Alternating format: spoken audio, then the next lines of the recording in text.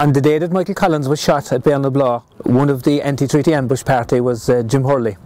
And years afterwards, Jim Hurley and Michael's brother Johnny made their peace, and were very good friends in the decades after that. Now, Johnny Collins, or Sean Collins, Michael's brother, worked for a while in Dublin, but in 1950 he retired and he came back down to Clonakilty, and in 1965 he passed away on the 30th of January, and he was buried here.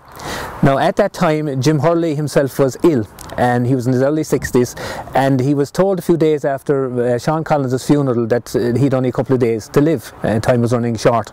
So he arranged to buy the empty grave next to Johnny Collins, or Sean Collins, from a lady who owned it, and Jim himself then died on the 10th of February, just 11 days after Johnny Collins. So I suppose it's one of the most remarkable symbols of Civil War reconciliation in Ireland, where on the left here you have Sean Collins, Michael Collins' brother, and on the other side Jim Hurley, one of the men who fired shots at Michael Collins' convoy at Béal.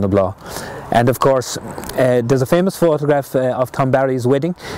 Tom Barry was the head of the flying column here in West Cork during the War of Independence of the IRA, and he got married on the 22nd of August 1921. Now, on that day, Michael Collins was standing up at the back with his head down because he didn't want to be identified in the photograph, and the man second on his right was Jim Hurley. Roll on a year to the 22nd of August 1922, and Jim Hurley was one of the anti-treaty ambush party at Béal, firing down onto Michael Collins' convoy.